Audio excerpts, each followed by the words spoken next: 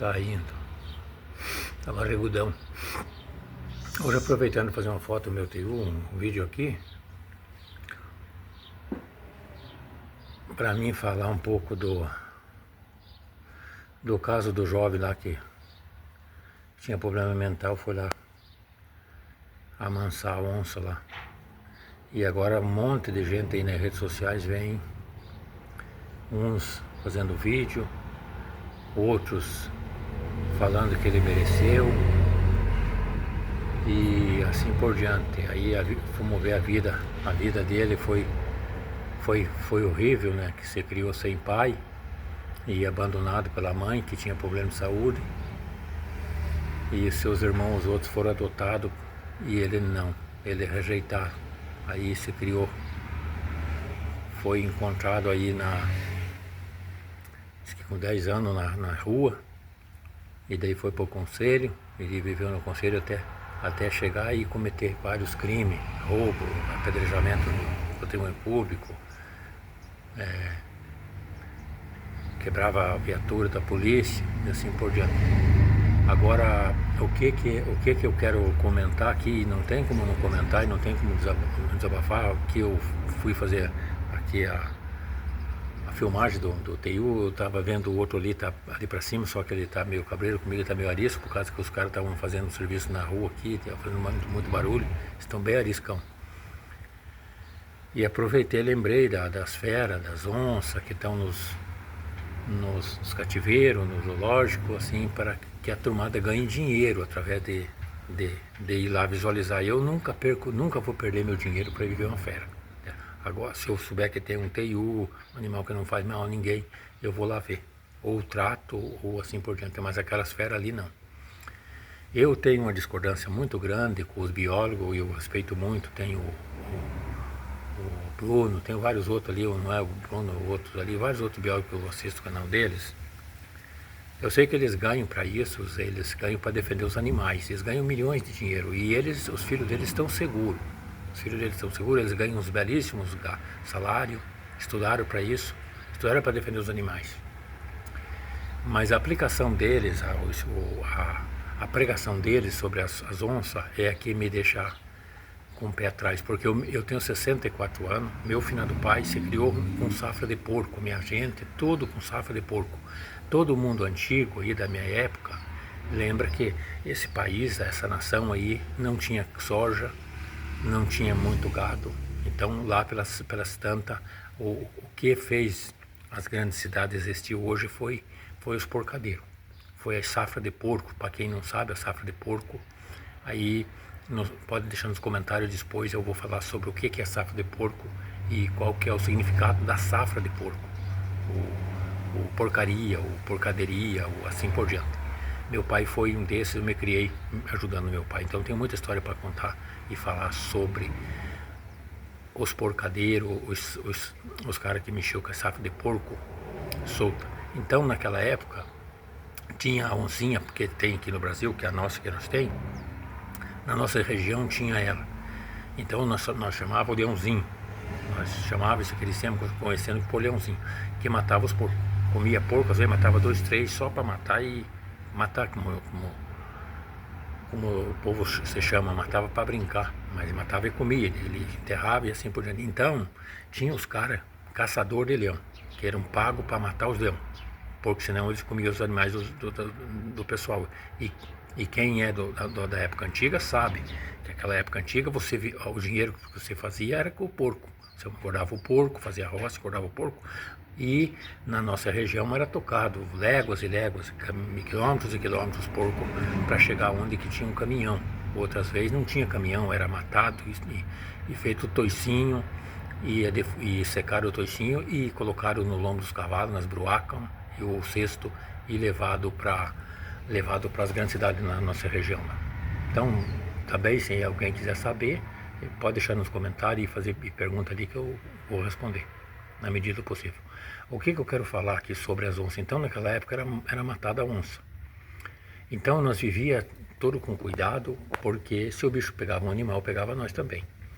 Ao que eu quero me referir aqui e falar? Primeira culpa de quem? É culpa do jovem ir lá matar, morrer lá pela onça.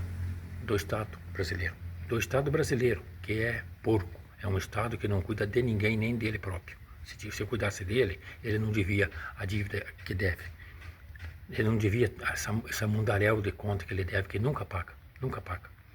E não cuida das pessoas. Não cuida das pessoas que precisam disso, como esse jovem, que se criou sem pai, viveu pela rua, foi preso umas quantas vezes e foi lá para onça terminar com a vida dele. Terminava, como se diz, o sofrimento da criatura.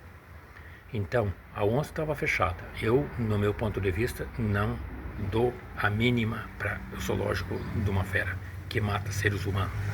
Não dou a mínima. Não dou, nunca vou dar e nunca vou e não quero ver na minha frente, porque eu já tive que enfrentar um bicho desse aí. Também, se algum quiser perguntar, deixe nos comentários, eu vou contar como que eu enfrentei e como que ela correu de mim. Outro detalhe importante aqui. O Estado diz que o pai não pode dar uma chinelada no filho. O pai tem que deixar o filho se criar do jeito que ele se cria. Mas o que eu vejo de pessoa de 15, 16, 17, 18 anos, 14 anos, na rua, soltando pipa, brincando com pipa, em várias cidades, várias. Isso aí é imensurável.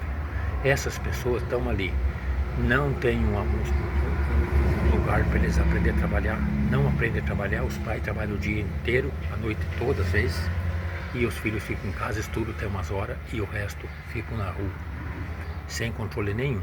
E o Estado diz que está cuidando, diz que esse cuidado é dele, que o pai não pode colocar pressão no filho, o pai não pode pegar e controlar o celular do filho. Se o filho tem 14 anos, o pai não pode pegar e ter uma senha do celular do filho. Está sendo invasor, está invadindo a privacidade do filho.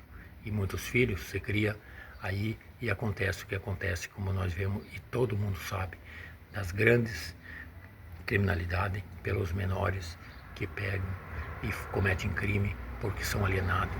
E o Estado não faz nada, assim como não fez e nunca faz e nunca fará com esse modelo de lei que temos. As leis é porca. Me criei num regime que trabalhei desde 8 anos com meu pai, não morri, tô aqui vivo. Meus filhos, tenho 3, desde 8 anos, trabalhou junto comigo na roça, lutaram junto comigo e se orgulham de mim, porque ensinei eles a trabalhar. Um deles era preguiçoso, o do meio. Era preguiçoso, hoje ele fala para mim, eu me abraço e diz assim: pai, muito obrigado por fazer eu trabalhar chorando. Muito obrigado por fazer eu pegar, abrir uma bolsa de carvão chorando, para você colocar o carvão com a pá. Muito obrigado por isso, porque eu aprendi a fazer as coisas. Hoje eu faço as coisas para mim, eu sei trabalhar, eu sei dar valor no trabalho, que é o nosso ganha-pão. Então, pessoal, que assistir esse vídeo, compartilhe, comente, deixe os comentários. De quem é a culpa? Do Estado. É do Estado sempre, e sempre será. Se ele não mudar, sempre será. E vai ter muitos BO desse tamanho ainda, não conforme esse, porque esse foi uma fatalidade, mas vai ter muitos na rua, muitos pais que às vezes vai ensinar o filho, corrigir o filho, colocar regra no filho, o filho sai de casa, vai para a rua, vai para a criminalidade. Por quê? Porque o pai está sendo invasivo, porque o Estado não permite que o pai cuide do celular do filho, porque está invadindo a privacidade do filho, que não sabe nem limpar. Filho com 15 anos que não sabe trabalhar, não sabe cozinhar, não sabe fritar um ovo. Essa é a realidade da vida. E os pais, muitas das vezes, não ensinam, e a maioria das vezes, muita esmagadora maioria, não ensina porque trabalha o dia todo, confinado dentro de uma empresa, e é obrigado a deixar o filho em casa. Então, essa é a realidade da vida. Essa é a realidade da vida.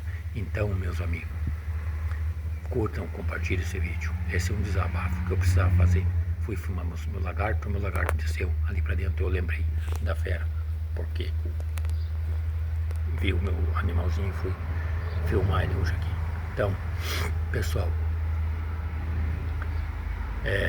cuidemos dos nossos filhos na medida do possível. Tenho uma netinha, espero que Deus tenha misericórdia e abençoe ela, que se crie. Ela, aí, o que eu puder fazer enquanto estou vivo, quero fazer por ela, para que ela se crie assim, e os pais dela possam também dar o que eu dei para elas de ensinamento. Não dei o melhor porque fui pobre, sempre sou pobre, mas o que eu dei a eles é precioso, que é o ensinamento, é o caráter de se trabalhar e viver o seu próprio suor.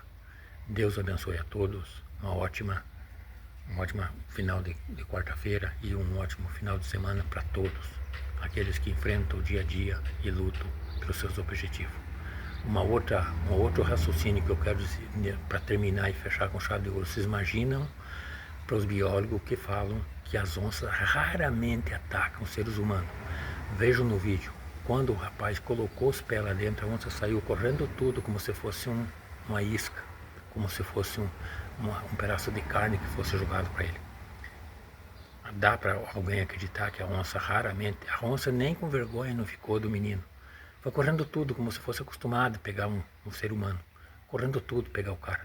Levantou do lado que ela estava, do outro lado, e foi correndo tudo pegar o cara.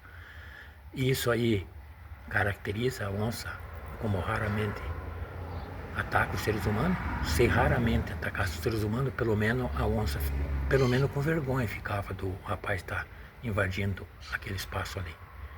Entendeu? E vai dizer que ela não estava acostumada com seres humanos. Quem que trata elas? Não é seres humanos que estão todo dia ao redor daquele zoológico? Essa é uma pergunta que eu deixo aí alguém me responder, um biólogo me responder. Outra pergunta que eu quero falar, esse aqui é para o Estado brasileiro.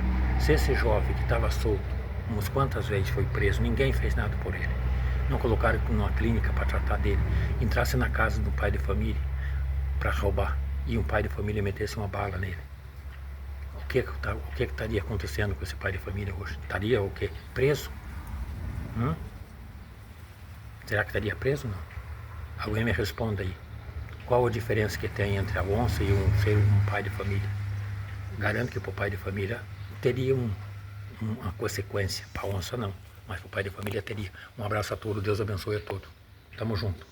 Fique com Deus, compartilhe, deixe suas críticas, faça seus comentários de alguma coisa aí e se inscreva no meu canal, me ajudem aí para nós debater ideia saudável, ideia inteligente.